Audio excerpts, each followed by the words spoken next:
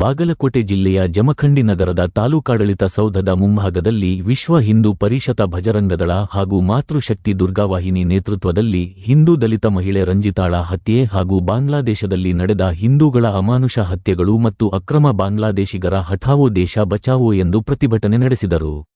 ಇನ್ನೂ ಇದೇ ಸಂದರ್ಭದಲ್ಲಿ ಮುತ್ತಿನಕಂತಿ ಮಠದ ಶ್ರೀಗಳು, ಕೊಣ್ಣೂರು ಹೊರಗಿನ ಮಠದ ಶ್ರೀಗಳು, ಬಜರಂಗದಳದ ಜಿಲ್ಲಾ ಉಪಾಧ್ಯಕ್ಷ ಉಮೇಶ ಶಿದ್ರಡ್ಡಿ, ಶಾಸಕ ಜಗದೀಶ ಗುಡಗೊಂಟಿ, ಶಿವಲಿಂಗ ನಾವಿ, ಅಜಯ ಕುಲಕರ್ಣಿ, ವಿಜಯಲಕ್ಷ್ಮಿ ತುಂಗಳ ಸೇರಿದಂತೆ ಅನೇಕರು ಪ್ರತಿಭಟನೆ ಉದ್ದೇಶಿಸಿ ಮಾತನಾಡಿದರು.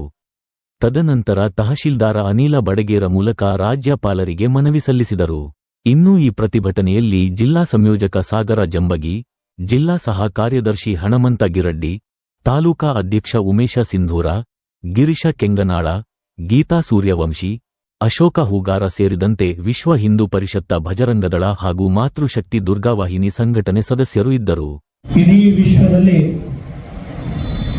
ಏನು ನಡೀತಾ ಇದೆ, ಅದರಲ್ಲಿ ಬಾಂಗ್ಲಾದೇಶದಲ್ಲಿ ಯಾವ ರೀತಿಯಾಗಿ ಹಿಂದೂಗಳ ಮೇಲೆ ಅತ್ಯಾಚಾರ ಇರಬಹುದು, ಕೊಲೆ ಇರಬಹುದು, ಮತ್ತು ಅವರನ್ನ ಒಂದು ಗಿಡಕ್ಕೆ ಕಟ್ಟಿ ಹಾಕಿ ಅವರನ್ನ ಬಟ್ಟೆಯನ್ನು ಎಲ್ಲ ತೆಗೆದು ಅವರನ್ನು ಸುಡುವಂತಹ ಒಂದು ಕ್ರೂರ್ಯವನ್ನ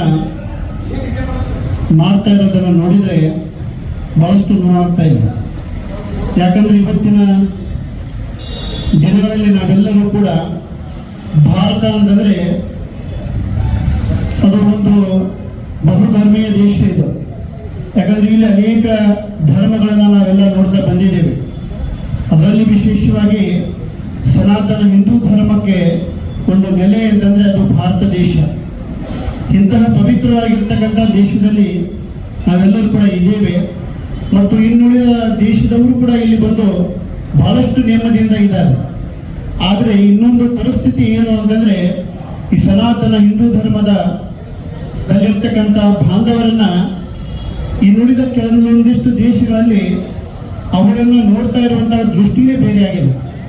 ಯಾಕಂದ್ರೆ ಅವರು ಯಾವಾಗಲೂ ಕೂಡ ಹಿಂದೂಗಳು ಅಂತಂದ್ರೆ ಒಂದು ಸಹನಾ ಶಕ್ತಿ ಒಂದು ಮತ್ತು ಅವರಲ್ಲಿರ್ತಕ್ಕಂತಹ ಒಂದು ಮಾನವೀಯತೆ, ಆ ಮಾನವೀಯತೆಯನ್ನ ದುರ್ಬಳಕೆ ಇನ್ನುಳಿದ ಜನಾಂಗ ಒಂದು ಕಡೆ ಏನೋ ಮಾಡ್ತಾ ಇದೆ ಅಂತಕ್ಕಂಥ ವಿಚಾರವನ್ನ ಈ ಸಂದರ್ಭದಲ್ಲಿ ನಾವು ಹೇಳಕ್ಕೆ ಬಯಸ್ತೀವಿ. ವಿಶ್ವ ಹಿಂದೂ ಪರಿಷತ್ತು, ಬಜರಂಗದಳ, ದುರ್ಗಾವಾಹಿನಿ ಮತ್ತು ಮಾತೃಶಕ್ತಿ ವತಿಯಿಂದ ಈ ಹಿಂದೆ ನಡೆದಂಥ ಬಾಂಗ್ಲಾದೇಶದಲ್ಲಿ ನಡೆದಂಥ ಘೋರವಾದ ಕಗ್ಗೊಲೆಯನ್ನು ಖಂಡಿಸಿ ಇವತ್ತು ನಾವು ರಾಜ್ಯಪಾಲರಿಗೆ ಮನವಿಯನ್ನು ತಹಶೀಲ್ದಾರ್ ಮೂಲಕ ಸಲ್ಲಿಸುವಂಥ ಒಂದು ಈ ವೇದಿಕೆ. ಹಿಂದೂಗಳಿಗೆ ರಕ್ತ ಕುದೀತಾ ಇಲ್ಲ ಅಂದ್ರೆ ಇನ್ಯಾವಾಗ ಆಗೋದು ಅನ್ನುವಂಥದ್ದು ಕೂಡ ನಮಗೆ ಪ್ರಶ್ನಾರ್ಥಕವಾದಂಥದ್ದು. ಎಲ್ಲ ಮಠಮಾನ್ಯಗಳು ಕೂಡ ಸಾಕಷ್ಟು ಇದರ ಬಗ್ಗೆ ಚಿಂತನೆ ನಡೆಸಿದ್ದಾರೆ. ಹಿಂದೂ ಧರ್ಮದ ಕುರಿತಾಗಿ ಹೋರಾಟ ನಡೆದಿವೆ. ಆದರೆ ಹಿಂದೂಸ್ತಾನದಲ್ಲಿ ಹಿಂದೂಗಳ ಹೋರಾಟ ಒಗಳಿಸೋ ಕೆಲಸ ಮಾಡೋದಂದ್ರೆ ಹಿಂದೂಸ್ತಾನದಲ್ಲಿ ಹಿಂದೂಗಳ ಸಂಘಟನೆ ಮಾಡುವಂಥದ್ದು ಅವಶ್ಯಕತೆ ಇದೆಯಾ? ಹಿಂದೂಗಳು ಒಗ್ಗಟ್ಟಾಗಿ ಇರಲೇಬೇಕಾದಂಥ ಪರಿಸ್ಥಿತಿ ಇದ್ರೂ ಕೂಡ ಜನ ಅದರ ಬಗ್ಗೆ ಲಕ್ಷ್ಯ ಇಲ್ಲದೆ ಯಾವುದೋ ರಾಜಕೀಯ ಆಮಿಷಕ್ಕೆ ಆ ಕಡೆ ಓಲೈಸಿ ಯಾರನ್ನು ಜಿಹಾದಿ ಕೆಲಸಕ್ಕೆ ಒಪ್ಪಿಸುವಂಥವ್ರನ್ನ, ಜಿಹಾದಿ ಮನಸ್ಥಿತಿಯನ್ನು ಬೆಳೆಸುವಂಥ ಕೆಲಸ ಮಾಡುವಂಥವ್ರನ್ನ ನಾವು ಕೂಡ ಮುಂದೆ ತರುವಂಥ ಕೆಲಸ ಆಗಬಾರ್ದು. ಯಾವಾಗಲೂ ಧರ್ಮದ ಕುರಿತಾಗಿರುವಂಥದ್ದು. ಯಾಕೆಂದರೆ ವಿಶ್ವಕ್ಕೆ ಗುರುವಾಗಿರುವಂಥ ದೇಶ ಆಗಬೇಕಂತ ಹೊರಟಿರುವಂಥ ಭಾರತ, ಹಿಂದೂಸ್ತಾನ ಈ ರೀತಿಯಾದಂಥ ಅವಹೇಳನ ಕೆಲಸಗಳನ್ನ ನೋಡಿಯೂ ಸುಮ್ಮ ಕೊಡುವಂಥ ಕೆಲಸ ಅಲ್ಲ. ಅದಕ್ಕೆ ಜಿಹಾದಿ ಮನೋಸ್ಥಿತಿ ಇರುವಂಥವ್ರು ಎಲ್ಲೆಲ್ಲಿ ರಂಜಿತಾಳ ಕೊಲೆ ಆಗೈತೆಯೋ ಅಂತಹ ಸಾಕಷ್ಟು ಕೊಲೆಗಳು ಹಿಂದೆ ಆದರೂ ಕೂಡ ಅವ್ರಿಗೆ ಇನ್ನೂ ಶಿಕ್ಷೆ ಆಗಿ ಒಳಗೆ ಹೋದಂಥವ್ರು ಕಡಿಮೆ.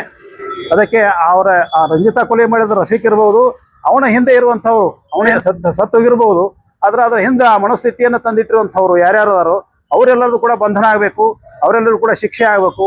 ಕಾನೂನಿನ ಪ್ರಕಾರವಾಗಿ ಅವರಿಗೆ ಗಲ್ಲು ಶಿಕ್ಷೆ ಆಗುವಂಥದ್ದು ಆಗಬೇಕು ಅಂತ ವಿಶ್ವ ಹಿಂದೂ ಪರಿಷತ್ತು, ಬಜರಂಗದಳ ಆಗಲಿ, ದುರ್ಗಾವಾಹಿನಿ ಅವರು ಒತ್ತಾಯ ತರ್ತೀವಿ.